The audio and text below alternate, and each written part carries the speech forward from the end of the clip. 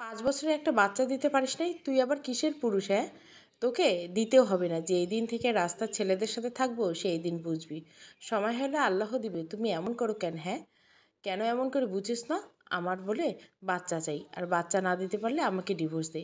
আমি থাকতে চাই না তোর মতো ছেলের লোকে। এবার কিন্তু খুব বেশি হচ্ছে নীলা। বেশির কি দেখছিস? হ্যাঁ, থাকিস তো ঘর জামাই, আবার বড় বড় কথা বলিস। তোকে ভালোবেসে বিয়ে করাটাই ভুল হয়েছে আমার। নীল, তুমি এটা বলতে পারলে নীলা? আমি কখনোই ভাবিনি এটা বলবে তুমি নীলা। আরও কত কি বলবো দেখিস। বাবা মার কথায় কেন যে আমি বিয়েটা করলাম। সবাই ভাবতেছেন কি হয়েছে, তবে শুনুন। নীল আর নীলার কলেজ লাইফ থেকে প্রেমের সম্পর্ক। নীল ছিল অনেক গরিব আর নীলা ছিল ভীষণ বড়লোক। এক পর্যায়ে নীলা তার বাবা মার কথায় অবাধ্য হয়ে নীলকে বিয়ে করে। এখন তাদের বিয়ের 5 বছর হলো, এখনও কোনো সন্তান হলো না। এটার জন্য নীলা নীলকেই দোষ দেয়। নীল, ঠিক আছে নীলা, তুমি যদি চাও তো আমাকে ডিভোর্স দিতে পারো। নীলা, হ্যাঁ দিব, তো ওয়েট করো কিছুদিন। নীল, ঠিক আছে বলে নীল ঘুম যায়। পরদিন সকালবেলা যখন উঠে বাইরে যায় তখনই শুনতে পায়, এমন একটি ছেলেকে নিয়ে বিয়ে করছিস যে এখনও ওই একটি বাচ্চা দিতে হলো না। নীলার মা বলতেছে, নীলা, আমি কি করব তা এখনও বাচ্চা না হলে? শোনো, কি করবি মানে? ওকে ছেড়ে দিয়ে অন্য কাউকে বিয়ে কর। আমাদের কথা তো কখনো শুনিস নি। নীলা, মা চুপ করো তো, রাতে অনেক কথা ওকে বলছি। কি বললি? কেন চুপ করব? হ্যাঁ, ওকে আমাদের খাওয়ায় নাকি? হ্যাঁ, বুঝি না। ঘর জামাই থাকে, লজ্জা করে না ফকিরটার? নীলা, চুপ করো তো তুমি মা। এই কথাগুলো নীল শুনে অনেক কষ্ট পায় আর ভাবে, সত্যি তো আমার কোনো লজ্জা নেই, কারণ আমি ঘর জামাই থাকি, কোনো কাজ করি না, বসে খাই। আসলে কাজ করতে চেয়েছিলাম কিন্তু নীলা করতে দেয়নি। নীলা, উঠছো তুমি? নীল, হ্যাঁ উঠছি। ভাবতেছি আজ থেকে কাজে যাব। নীলা, তো কে যাইতে বারণ করছে তোমাকে? হ্যাঁ। নীল, হুম, সেটাই তো। আচ্ছা, একটু নাস্তা হবে, খেয়ে দেই খুব যেতাম। নীল, কয় টাকা কামাই করো যে সবসময় খাই খাই করো তুমি? নীল, সরি নীলা বলেই নীল চলে যায়। কাজ থেকে ফিরবে এমন সময় দেখে নীলা হোটেল থেকে বের হচ্ছে আমার বউ অন্য পুরুষের হাত ধরে, তাও কাঁধে কাঁধ রেখে। সত্যি কি এটা নীলা? কিন্তু এই যে খারাপ জায়গায় অন্য পুরুষের সাথে কি নীলার? বাসায় যাই, তারপর সব শুনবো।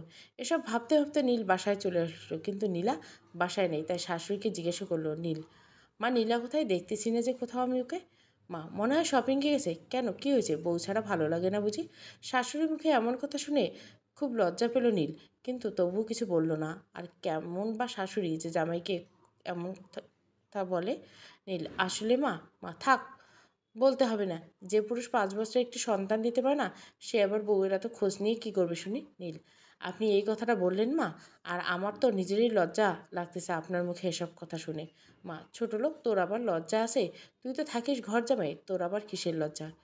বউয়ের টাকায় চলিস, আবার বড় বড় কথা বলিস। কথাগুলো শুনে নীল চোখের পানি আটকে রাখতে পারল না। সত্যি অনেক কষ্ট লাগছে, কিন্তু সব তো সত্যি বলতেছে। নীল, হ্যাঁ ঠিক বলছো, আমার ভুল হয়েছে যে।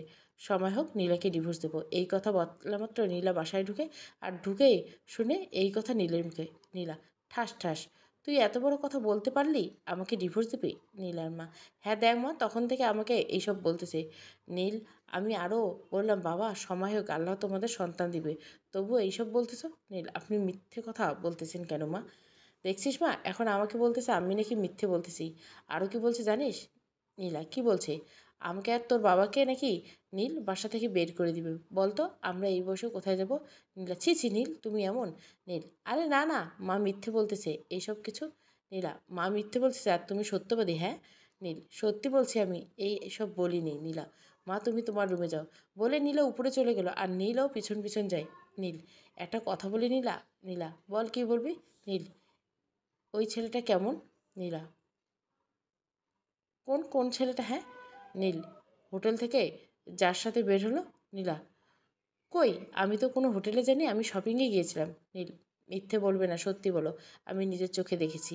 নীলা, দেখছিস তো কী হয়েছে? হ্যাঁ, তুই তো একটা অক্ষম ছেলে, তাই জন্য ছেলেকে নিয়ে গেছিলাম, কোনো সমস্যা? নীল, আমি কি তোমাকে আমার ভালোবাসা দিয়ে তৃপ্তি দিই নেই? নীল, হ্যাঁ দিস, কিন্তু বাচ্চা তো দিতে পারিস না। নীল, এটা আবার আমার দোষ? হ্যাঁ। নীল, হ্যাঁ তোর দোষ। আর আজ দেখছি হোটেলে নিয়ে গেছিলাম, কাল বাসায় আনবো, তুই কী করবি? হ্যাঁ। নীল, খুব কি প্রয়োজন ছিল এসবের? নীলা, অবশ্যই। নীল, তো আমাকে ছেড়ে দিতেই পারো। নীলা, আমাদের একই মান সম্মান আছে বুঝেছিস? আমাদের পরিবারে কেউ কাউকে ছাড়েনি, তাই তোকে ছাড়তে পারছি না। তা নাহলে কত আগেই ছেড়ে দিতাম তোকে আমি। নীল, ও এটাই মূল কারণ? নীলা, হ্যাঁ। এখন চুপ করে শুয়ে থাক, আমাকে ডিস্টার্ব করবি না। নীল, ঠিক আছে, চলেন একটু অতীতে ফিরে যাই। নীলা আর নীলের বিয়ের 2 বছর যখন তাদের বাচ্চা হয় না বলে তারা দুজনে ডাক্তারের কাছে যায়। নীল, ডাক্তার, আমাদের বাচ্চা না হওয়ার কারণটা আমরা বুঝতেছি না, প্রায় 2 বছর হলো কিন্তু বাচ্চা হলো না। ডাক্তার, ঠিক আছে, সময় নেই, আমরা দুজনকেই চেক আপ করে দেখি কি হয়। নীল, দেখেন তো কোনো সমস্যা? ডাক্তার, নার্স, এদের দুজনকেই চেক আপ করে রিপোর্ট আমাকে দিয়েন তো। নার্স, ঠিক আছে স্যার, বলে নীল আর নীলাকে চেক আপ করে 30 মিনিট পর নার্স, স্যার, হয়েছে, রিপোর্ট রেডি। ডাক্তার, ওকে, তুমি এখন বাইরে যাও আর ওদের দুজনকে ডাকো। নার্স, নীল সাহেব আপনাদের ডাকতেছে। নীল, হ্যাঁ ডাক্তার, বলুন। আসলে হয়েছে কি, আপনার বউয়ের হরমোনের সমস্যা, তাই বাচ্চা হবে না, তাই আপনাকে আগেই ডেকে নিলাম। কথাটা শোনা মাত্র নীল থমকে গেল, আর কিছু একটা বলবে ভেবে। নীল, ডাক্তার, আমার বউয়ের সমস্যা, এই কথা বলবেন না প্লিজ, ওর সামনে বলবেন না যে আমার সময়। ডাক্তার, কিন্তু? নীল, কোনো কিন্তু নেই, আমি চাই না ও কষ্ট পাক। ডাক্তার, ঠিক বলছেন। এবারে বাইরে এসে নীল আর নীলা সামনে বসে, নীলা, আপনার স্বামীর হরমোনের সমস্যা, তাই বাচ্চা এখন হবে না, তবে পরে হবে। নীলা, ও আচ্ছা, হবে তো ইনশাআল্লাহ? ডাক্তার, হ্যাঁ হবে। এই নীল, মন খারাপ কর না, হবে তো বাচ্চা। আমাদের মন খারাপ করিও না পাগল একটা। এইভাবে চলে গেল 5 বছর, কিন্তু কোনো বাচ্চা হলো না। চলেন এখন বর্তমানে। নীলা ঘুম গেল। নীলও ঘুম যাবে, কিন্তু এমন সব কথা শুনে আর ঘুম গেল না। অবস্থায় দেখি আমার বউ অন্য একটা ছেলের সাথে করছে। ঘুম থেকে উঠে এই দৃশ্য দেখার আগে কেন আমার মৃত্যু করলে না আল্লাহ। নীলা ঘুম থেকে উঠে দেখে নীলা তার পাশের রুমে একটা ছেলের সাথে এই অবস্থায় শুয়ে আছে। কী করবে কিছু ভেবে পাচ্ছে না। ডাক দিল নীলাকে, নাকি কী করবে? একটা মেয়ে হয়ে এত বেহায়াপনা হতে পারে কেমনে? নীলা, এই চিল্লাচিল্লি করি না, পাশের রুমের লোক আছে। এই কথাটা শুনে নীল বলে, নীল, সমস্যা নেই, আমি পাহারা দিতে, কোনো রকম সমস্যা নেই, আর হবে না। এই কথাটা বলে নীলা তার পরনের কাপড় ঠিক করে বাইরে এসে, নীল, ঠাস ঠাস, তুমি এতটা নিচে নেমে গেছো ভাবতেই পারছি না। লজ্জা করে না স্বামী বাসায় থাকা অবস্থায় একটা ছেলেকে তার বাসায় নিয়ে এসে তার সাথে বেহাপনা করতে? ছি ছি নীল, নীলা, তোমার কাছে এতটা আশা করিনি আমি। নীলা, এই ছোট লোকের বাচ্চা, তুই আমাকে মারার সাহস কোথায় পেলি? নীল, কেন জানো না আমি তোমার কে? নীলা, তুই আমার কেউ না, বুঝেছিস? তুই হলি আমার দাস, আমি যা বলবো তুই তাই করবি। নীল, তুমি চাও কি? হ্যাঁ, তুমি তো আগে এমন ছিলে না। নীলা, ছিলাম না, কিন্তু এখন হয়েছে। কোনো সমস্যা? নীলা, হ্যাঁ সমস্যা। তুই এইসব কিছু করতে পারো না। নীলা, আমি সব কিছু করতে পারি, আর তুই আমাকে কোনো ধরনের প্রশ্ন করতে পারবি না, কথাটা মনে রাখিস। এই সব কিছু বলে নীলা চলে গেল, কিন্তু নীল করবেটা কি ভেবে পাচ্ছে না। যদি নীলাকে ডিভোর্স দেয় তবে 15 লক্ষ টাকা মোহর লাগবে, এত টাকা কই পাবে? এইসব ভাবতেছে এমন সময় শাশুড়ি, কেমন লাগলো হ্যাঁ আমার মায়ের ব্যবহার? নীল, প্লিজ আমাদের জীবনটা নিয়ে এমন করে খেলবেন না শাশুড়ি। এখন খেলার কি আছে? আমার ভাইয়ের ছেলেকে দিয়ে বিয়ে দিব, কিছুদিন ধৈর্য ধর। আমাদের প্রথম প্রথায় যদি নিয়ম থাকতে ছাড়াছাড়ি, তোকে কতই আগে ছেড়ে দিতাম নীলাকে। নীল, এই কেমন কথা? আপনার মেয়ের জীবনটা নষ্ট হয়ে যাবে শাশুড়ি। ছোট লোক, বাসা থেকে বের হয়ে যেতে পারিস না? অন্যের টাকায় খাস? এই বলে শাশুড়ি চলে গেল। এদিকে নীলের জীবনটা এখন বেঁচে থেকেও মরার মতো মনে হচ্ছে, কারণ এত কষ্ট জীবন কখনো পাই না। নীলা এমন একটা মেয়ে আমাকে এত ভালোবাসতো, সেই এখন এমন চেঞ্জ হয়ে গেছে। এইভাবে দিন চলতে লাগলো। প্রায় 2 মাস পর একদিন নীলা নীলের কাছে গেল। নীল, এদিকে তাকাও, আমার দিকে বলেই নীলাকে নিজের দিকে করলো। নীলা, যখনই নীলাকে তাকাচ্ছে নীলের দিকে, তখনই নীল কিস করার বললে নীলা ঠোঁটে, তখন আর তখনই নীলা, নীলা, ঠাস, লজ্জা করে না যে বউকে একটা বাচ্চা দিতে পারিস না তার কাছে আসতে? এই লজ্জা আর নীল কিছু করলো না। নীল, নিজের বউকে তো ভালোবাসা যাবে না, আদর করা যাবে না। নীল, বউ মানে বউয়ের মর্যাদা দিতে পারছিস? তুই যে পুরুষ তার প্রমাণ দিতে পেরেছিস? নীলা, তুমি আমাকে ডিভোর্স দাও, আমি থাকতে চাই না তোমার সাথে। নীলা, তুই কি থাকবি? আমি থাকবো না তোর কাছে, কাপুরুষ একটা। এই ভেবে নীল নীলাকে ছোট করতে থাকে। আপনারা ভাবতেছেন নীল কেন এত কিছু সহ্য করছে? নীলের এই দুনিয়ায় কেউ নেই। বাবা মা ছিল, তারাও মারা গেছে। থাকার কোনো জায়গা নেই, খাবে কোনো টাকা নেই। আর বড় কথা হলো নীল খুব ভালোবাসে নীলাকে। এভাবে 4-5 মাস কেটে গেল। নীলা এখনও আরও খারাপ হচ্ছে। ওর মা যেন এইসবে আরও উৎসাহিত দিচ্ছে। একদিন নীল পিছু নেয় নীলা কোথায় যায় রাতে 11টা হলে সেজেগুজে। তা দেখে নীলা একটা নাইট ক্লাবে ঢুকে পড়ে। সেই সাথে নীলও ঢুকে। নীল: আচ্ছা ভাই, ওই মেয়েটা কি প্রতিদিন এখানে আসে? হুম ভাই। আপনি কে? নীল: আমাকে চিনবেন না ভাই, ওই মেয়েটা খুব খারাপ ভাই, অনেক লোকের সাথে রাত কাটায়। নীল: ও আচ্ছা। এটা বলে নীল আবার লক্ষ্য করতে লাগলো নীলাও অন করে অনেক ধরনের। নীল: ভাই, মেয়েটার এমন হবার কারণ কি? ভাই, আমি তো শুনছি এই মেয়েটার মা তাকে এমন বানিয়েছে, নেশা করায়, এটা করা ওটা করা। নীল: ও তাই বলেন? এসব কথা ভাবতেছে এমন সময় হুট করে নীলা চলে আসে। কেমন জানি দেখে ফেলছে। নীলা: ওই, তুই এখানে কি করতেছিস? নীলা: না, এমনি এমনি তোমাকে দেখতে। নীলা: কেন আগে দেখিস নাই আমাকে? নীল: না, তুমি এসব করো আগে জানতাম না, কিন্তু এখন জানলাম। কথাটা শেষ হতে নীলা বলে: নীলা, হ্যালো গাইস, আপনারা সবাই আমার দিকে তাকান। দেখেন আমার গোলামকে নিয়ে এসেছি, যে কিনা পুরুষ। এটা বলে না বলেই নীলা মাথা ঘুরে পড়ে গেল। নীল: এই নীলা, কি হলো? তোমার কথা বলো। হুম, বুঝেছি, জ্ঞান হারাই ফেলছে। এরপর নীল নীলাকে নিয়ে আসে বাসায়। এইসব আবার নীলের শাশুড়ি দেখছে, কিন্তু কিছুই বলে না। পরদিন দুপুরে নীলা যখন ওয়াশরুমে ঢোকে, শাশুড়ি: নীল, আমার সাথে আসো তো আমার রুমে। নীল: ঠিক আছে। আজ এত সুন্দর আচরণ, কারণটা কি? শাশুড়ি: কিছু বলবেন? নীল: না, কিছু বলি নেই। এরপর নীল যখন রুমে গিয়ে ঢুকে, তখনই নীলের শাশুড়ি দরজা আটকে দেয়। নীল: আপনি দরজা আটকে দিলেন কেন? শাশুড়ি: কাজ আছে বলেই নিজের জামা কাপড় নিজেই ছিঁড়তে থাকে। বাঁচাও, বাঁচাও, বাঁচাও, নীলা আমাকে বাঁচাও। নীল: মা, কি করতেছেন এগুলো? শাশুড়ি: নীলা, আমাকে বাঁচাও, আমাকে নষ্ট করার চেষ্টা করতেছে, আমাকে বাঁচাও মা। এমন চিল্লাচিল্লি শুনে নীলা রুমে আসে। এসে দেখে নীলের মায়ের কাপড় চোপড় সব কিছু ছেঁড়া। মনে হচ্ছে তার জোর করে সব কিছু করছে। শাশুড়ি: নীলা, আমাকে বাঁচাও মা, তোর জামাইয়ের হাত থেকে। কান্না করতেছে আর বলতেছে। নীলা কিছু না বলে নীলকে জুতা খুলে। নীলা ঠাস ঠাস: তোর এত বড় সাহস, আমার মায়ের দিকে নজর দিস? হ্যাঁ, লজ্জা করে না? আমার সামনে থেকে বেরিয়ে যা, তোকে যেন আমার চোখের সামনে কখনো না দেখে। নীল: বিশ্বাস করে নীলা, আমি এমন কিছুই করিনি, উনি নিজে থেকে এমন করছে। নীলা: আবার কথা বলিস, এক্ষুনি বের হ, যা আমার সামনে থেকে আর কখনো আসবি না। এটা বলে নীলা আলমারি থেকে সব কাপড় বের করে দেয় নীলের। এমন সময় কিছু দরকারি পেপার পড়ে যায়, কিন্তু এটা দেখে নীলা পেপারগুলো আনতে চায়, কিন্তু তখনই নীলা ওগুলো কেড়ে নেয়। কিন্তু নীলা পেপারগুলো না দেখেই পড়ে রাখে। নীল: আমি এমন করি নাই। নীলা আমাকে বিশ্বাস করতে পারলে না? নীলা: এত কথা শুনতে চাই না। নীল: ঠিক আছে, চলে যাচ্ছি আমি, কিন্তু মনে রাখো এমন সময় আমাকে খুঁজবে, কিন্তু পাবে না। বলে নীল চলে যায় বাসা থেকে। কিন্তু নীলা তবুও আটকালো না নীলকে। এভাবেই কিছুদিন চলে গেল। নীল কোথায় আছে কেউ জানে না, কিন্তু নীলাও কোনো খোঁজ নেয়নি। হঠাৎ একদিন নীলার মা এসে বলে: মামা, এমন করে আর কতদিন থাকবি? নীলা: আমি জানি না মা। মা: আমি চাইছি কি তোর বিয়েটা তোর মামাতো ভাইয়ের সঙ্গে হোক। নীলা: তুমি যেটা ভালো বুঝো মা, তাই করো। তার মানে আমরা বুঝলাম নীলার মা এত কিছু করছে তার মামাতো ভাইয়ের সাথে বিয়ে দেওয়ার জন্য। আচ্ছা শোন, নীলের সাথে তো এখনও ডিভোর্স হয়নি, তাই বলি কি, তুই এখানে সই কর একটা কাগজ এগিয়ে দিয়ে। নীলা তার মার কথার মতো সই করে দিলে। দিয়েছি, এখন যাও আমার সামনে থেকে। যাচ্ছি। তবে শোন, সামনের মাসে 1 তারিখে তোর বিয়ে। ঠিক আছে, তুমি যেটা ভালো বুঝো তাই করো। সবাই ভাবতেছে নীলের কি হলো, তবে শুনুন। এদিকে নীল যেই দিন বাসা থেকে বের হয়ে গেছিলো, সেই দিন ওই বাসার দারোয়ান নীলকে আটকে আর বলে: দারোয়ান সাহেব, আপনি কোথায় যাবেন? জানি না চাচা, কোথায় যাব?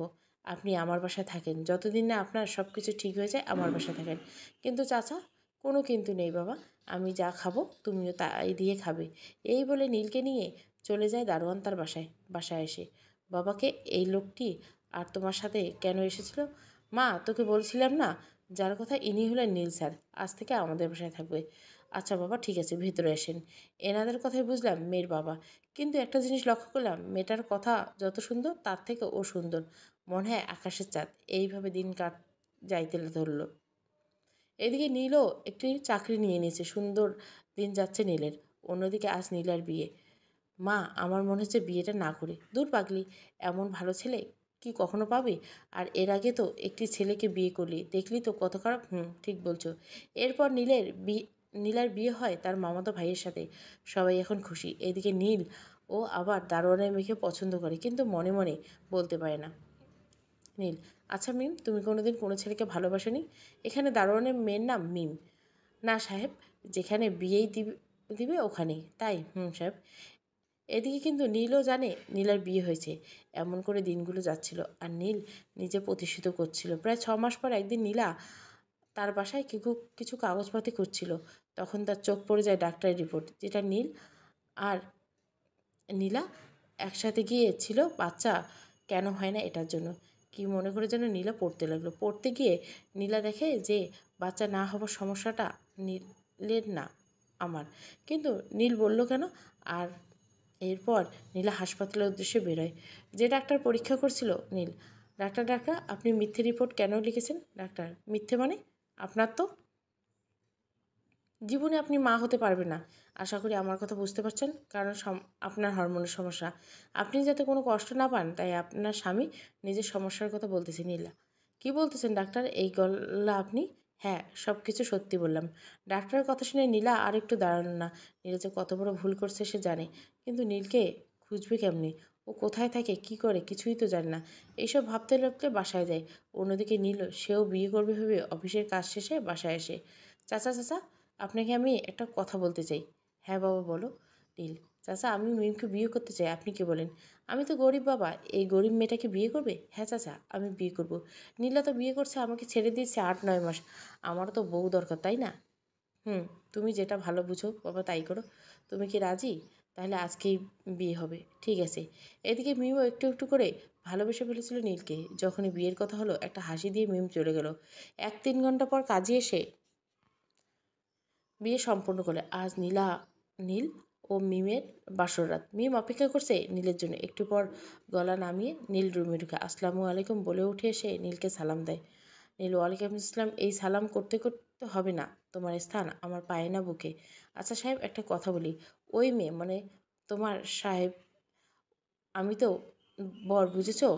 আর সাহেব বলবে না। আচ্ছা বলো, কি বলবা? আপনি এত বড় চাকরি করেন, আপনি অনেক সুন্দর, কিন্তু আমার মতো অসুন্দর মেয়েকে কেন বিয়ে করলেন? কে বলছে তুমি সুন্দর না? হ্যাঁ, তুমি চাঁদের মতো সুন্দর, বুঝেছো? হ্যাঁ, তাই বুঝি। এরপর নীল আর কিছু না বলে মিমকে কোলে নিয়ে বিছানায় শোয়।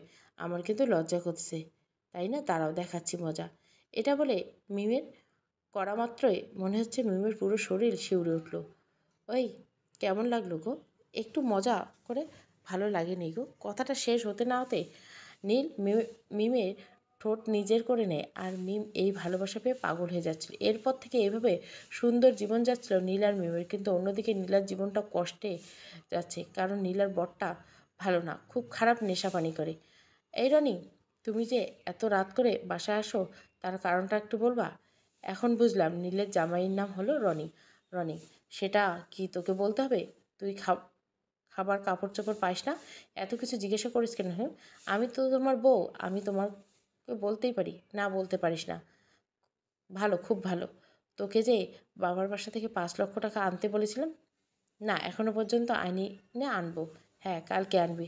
এদিকে নীলা যে আর কখনো মা হতে পারবে না, এই কথাটা রনির কাছ থেকে গোপন করে। আর গোপনে গোপনে নীলকে খুঁজে, কিন্তু খুঁজে পায় না। এইভাবে কিছুদিন যায়। একদিন রনি আর তার বন্ধুকে নিয়ে আসে বাসায়। এই হলো তোর ভাবি রে, নীলা। এটা আমার কাজিন, এক লগে কাজ করি। আসসালামু আলাইকুম। ওয়ালাইকুম সালাম কথাটি বলে উঠে আরও: নীলা, তুমি এখানে? তোমার তো থাকার কথা। তুই কি করে চিনিস নীলাকে আগে থেকে? কাজিন: হ্যাঁ, চিনব না কেন? এর সাথে আমি কথাটা বলবে এমন সময় নীলা বলে ওঠে: ভাইয়া, আপনি আমাকে চেনেন? চিনব না কেন? হোটেলের কথা ভুলে গেছো? তুমি যেখানে হাজারো ছেলের সাথে রাত কাটেছো। কি বলতেছেন আপনি এগুলা? কি বলিস এইসব আমার বউয়ের নামে? হ্যাঁ, ঠিকই বলছি। বিশ্বাস না হলে তোর বউকে জিজ্ঞাসা কর কি বলে। আপনি সব মিথ্যে বলছেন। হ্যাঁ, তোর কাছে কোনো প্রমাণ আছে? ওয়েট, তোকে দেখাইতেছি। ফোন বের করে একটা ভিডিও দেখাই। আপনি ওইসব ভিডিও কই পাইছেন? কই পাইছি মানে, আমরা যখন থাকতাম তখন আমি লুকিয়ে ফোন রাখতাম, ভিডিও চালু করতাম। তুমি দেহ ব্যবসা করছে? ছি ছি, আমি তোর সাথে কেমনে আছি বলে রনি প্যান্টের বেল খুলে মারতে লাগলো। মারতে মারতে সব জায়গায় জখম করে ফেলছে। এই নে ফোন কর, তোর মাকে ফোন দিয়ে এখানে আয়। নীলা ফোন দিয়ে তার মাকে ডাকে। কিছুক্ষণ পরে: কী হয়েছে, ডাকলে কেন? এরপর রনি সব খুলে বলে। রনি: আমি এর সাথে থাকবো না, যদিও থাকে আমাকে 30 লাখ টাকা দিতে হবে। কিছু না ভেবে পেয়ে নীলার মা তাই দিতে রাজি হলো নি। এখন থেকে একে নিয়ে যাও, যেই দিন টাকা নিয়ে আসবেন সেই দিন একে নিয়ে আসবেন। না আমি যাব না, এখানেই থাকবো। আরও মায়ের খেতে চাইলে এখানেই থাক। তুমি চলে যাও মা, আমি এখানে থাকবো। এরপর ও মা চলে যায়। এইভাবে দিন যাচ্ছিল, কিন্তু এখন রনি আগের অনেক নষ্ট হয়ে গেছে। আজ নীলা একটু বাইরে গেছে কিছু কাজের জন্য, বাসায় ফিরতে রাত হবে। নীলা বাসায় এসে দেখে,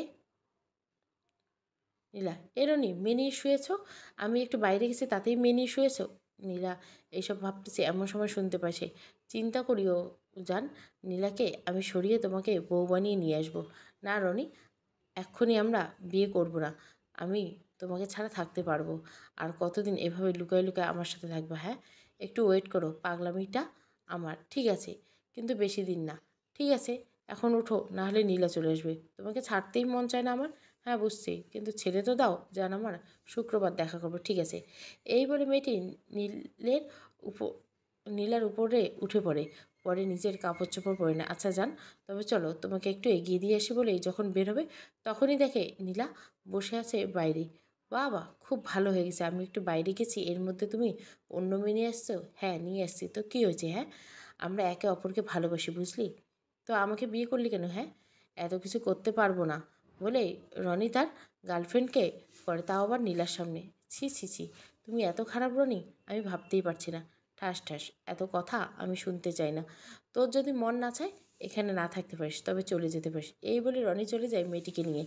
এইদিক এইদিকে নীলা কান্না করতেছে, কিন্তু কিছু করার নেই, কারণ সে জানে এখন কিছু করা যাবে না। তখনই নীলার মনে পড়ে যায় কত ভালোবাসতো নীল আমাকে, একটু চোখের আড়াল হতে দিত না।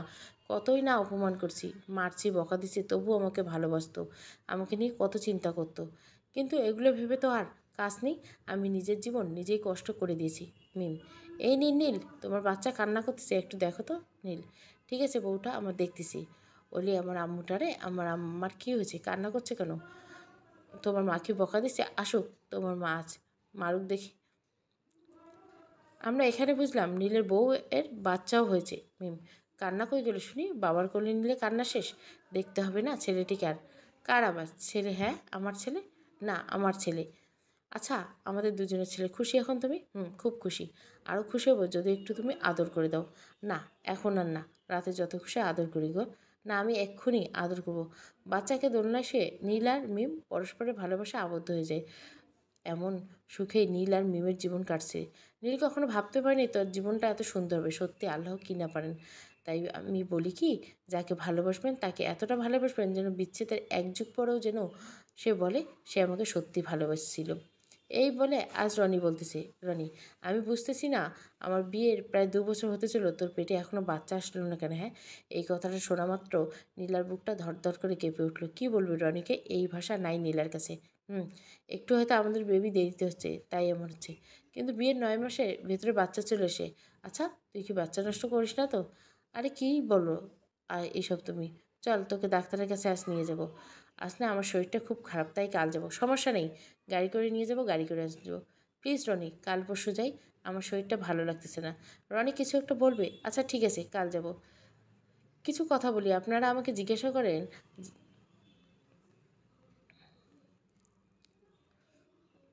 এইদিকে নীলা চিন্তায় পড়ে গেল, যদি রনি আমাকে নিয়ে যায় ডাক্তারের কাছে তখন আমার কী হবে?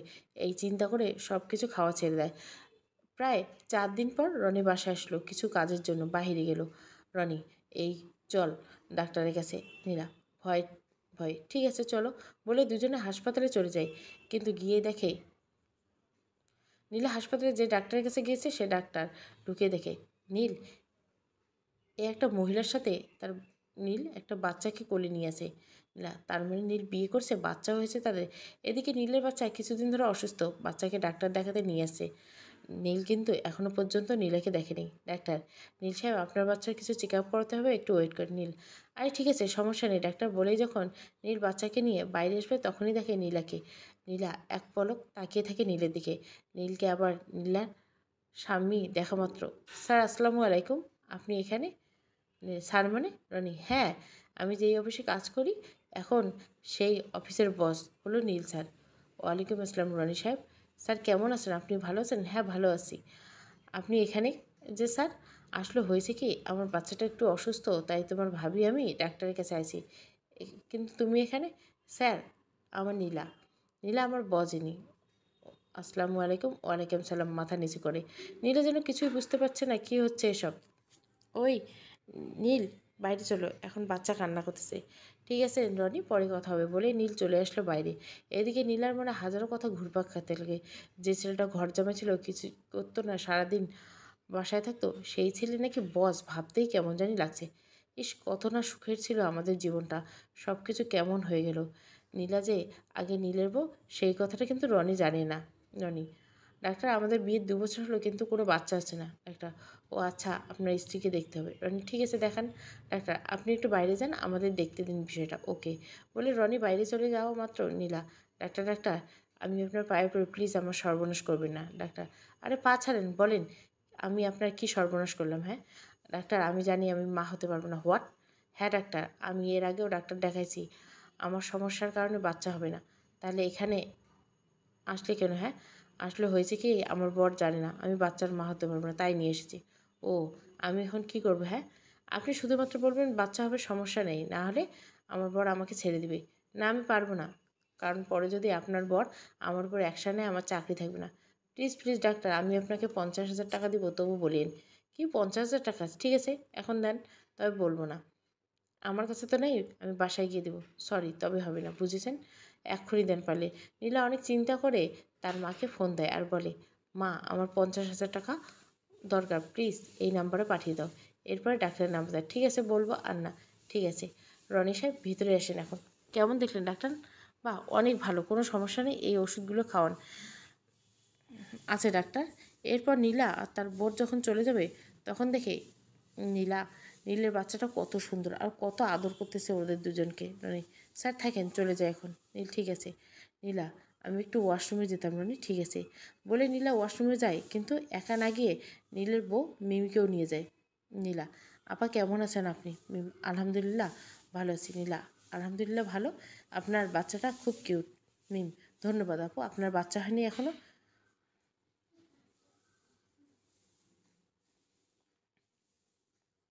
মিম: খুব সুখী পরিবার আমার, আমার স্বামী আমাকে খুব ভালোবাসে, এখনও কষ্ট দেয় না, আল্লাহ যেন তাকে 1000 বছর বাকি রাখে। কথাগুলো শোনা মাত্র নীলার বুকটা কেঁপে ওঠে। এরপর যখন ওয়াশরুম থেকে বাইরে আসে নীলা আর মিম, তখন দেখে নীলা বাইরে এসে দেখে নীল একা বসে আছে, কিন্তু রনি নেই। নীলা: আচ্ছা, আমার হাজব্যান্ড কোথায় গেল? নীল: আপু, আপনার হাজব্যান্ড একটা মেয়ে এসেছিলো, বললো বোন হয়, তাই নাকি? কী জানি সমস্যা হলো, ওনার সাথে চলে গেল। নীল: ও আচ্ছা। নীলা তার কারণ বোঝা শেষ, রনি কার সাথে গেছে। আচ্ছা, আপনি ভালো থাকবেন, চলো মিমি, এখন বাসায় যাই আমরা। চলো। কিন্তু নীলা কি একাই বাসায় যেতে পারবে? হ্যাঁ পারবো, উনি, সমস্যা নেই। আচ্ছা, আপনার বাসা কোথায় জানি? আমার বাসা রংপুর, লালবাগের দিকে। ও আচ্ছা, আমাদেরও বাসা ওই দিকে, চলেন ওই দিকে যাই।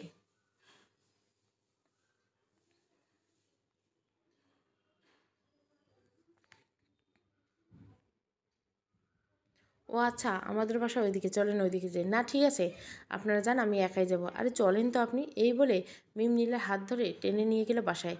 নীল বাধা দিতে চাইলো, কিন্তু মিমের এমন ব্যবহারে কিছুই বলল না। এটা দেখে: আমাদের গাড়ি? হ্যাঁ আমাদের। কেন আপনাদের গাড়ি? আরে না, কি বলেন, এত গাড়ি পছন্দ না করে এটাই কেন? বলে নীলা উঠতে থাকে আর ভাবতে থাকে, ইস, আমি যদি আজ নীলের বউ থাকতাম, সব কিছু আমাদের হতো। নীল: নীলা, আপনি কোন জায়গায় নামবেন? তুমি চলো তো বাসায়, আজ আমাদের বাসায় গিয়ে খাওয়া দাওয়ার পর তারপর বাসায় যাবে। কিন্তু? কোনো কিন্তু না তুমি। এই বলতে বলতে নীলের বাসায় চলে আসলো মিম। বাসায় সামনে এসে তো অবাক, এত সুন্দর বাসা, কি দেখো, ভিতরে চলো। এরপর ভিতরে চলে আসলো। নীল, তুমি একটু কথা বলো, আমি সব রান্না করতেছি, বুঝেছো আমার কথা? এটা বলে চলে যায়। নীলা: ঠিক আছে। কিছুক্ষণ নীরবতা থাকার পর নীলা বলতে থাকে: আচ্ছা কেমন আছো নীল? জি ভালো। অনেক তো উন্নতি করছো। সব কিছু আল্লাহর নেয়ামত। তোমার বউ কিন্তু খুব ভালো আর অনেক সুন্দর। হ্যাঁ জানি সেটা। আচ্ছা একটা কথা বলি। বলেন, কি বলবেন? আমাকে ভালোবাসো না তুমি? জি না। আমার বউ আছে, বাচ্চা আছে, ওদের শুধুমাত্র ভালোবাসি। ও, তোমার সাথে অনেক অন্যায় করেছি আমি, আমাকে মাফ করে দাও প্লিজ তুমি। সমস্যা নেই, মাফ করছি আপনাকে। আচ্ছা আর একটা কথা বলে। বলেন, কি বলবেন? আচ্ছা, আমি যে মা হতে পারবো না সেটা বললে না কেন আমাকে? এমনি বলিনি, বাদ দেন এসব। না বলতে হবে কেন বলোনি?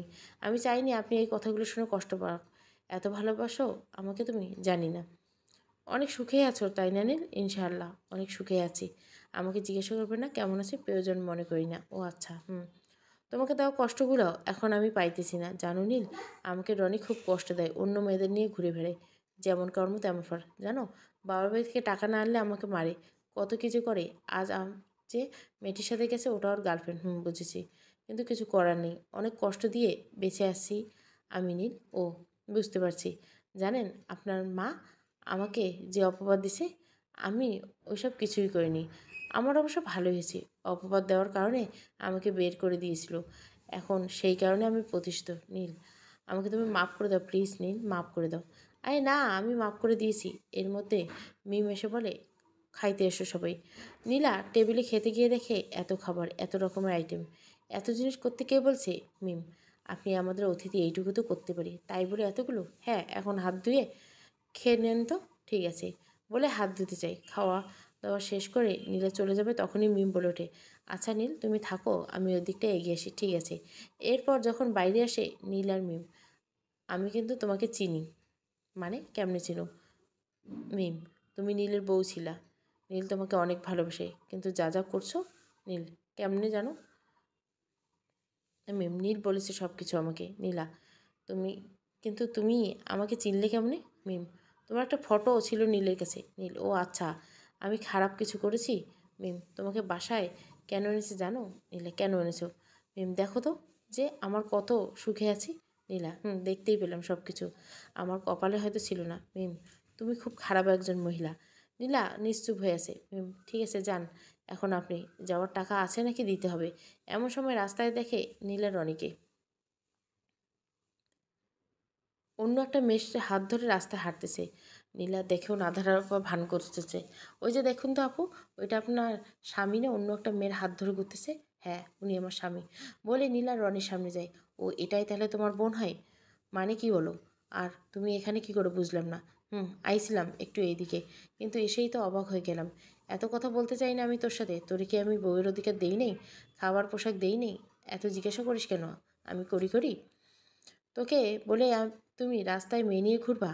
আমি ঘরে কি ঘুরবো না করবো সেটা আমার ব্যাপার বলে রনি মেয়েটাকে নিয়ে চলে যায়। এদিকে মিম বলে, কাউকে কাঁদিয়ে কেউ সুখী হতে পারে না। নীলা সত্যি এখন বুঝতে পারছে জীবনে কত বড় ভুল করছে। নীলকে কষ্ট দিয়ে, বাসা থেকে বের করে দিয়ে, ডিভোর্স দিয়ে।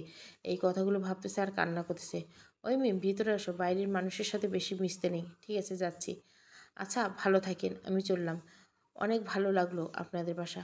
ঠিক আছে, তবে আপনার জীবন আরও অনেক কষ্টের আছে বলে মিম বাসার ভিতর ঢুকে। ওই তুমি এমন করলে কেন গো? কি করলাম গো জামাইটা? তুমি তো নীলাকে চেনো, কিন্তু ওকে আসলে আমাদের বাসায়? চিনি বলে তো নিয়ে আসলাম। তা কেন? সে দেখুক নীল এখন কত সুখে আছে, আর কষ্ট নেই নীলের। এখন টাকা পয়সা বাড়ি গাড়ি সব কিছু আছে নীলের। পাগলি একটা মেয়ে। ওই কি বললে? আমি পাগলি বলে নীলের কাছে যাই। নীলের কাছে আসা মাত্র মিমকে জড়িয়ে ধরে। এতে করে মিম এর রাগগুলো যেন ভালোবাসায় পরিণত হয়। নীল,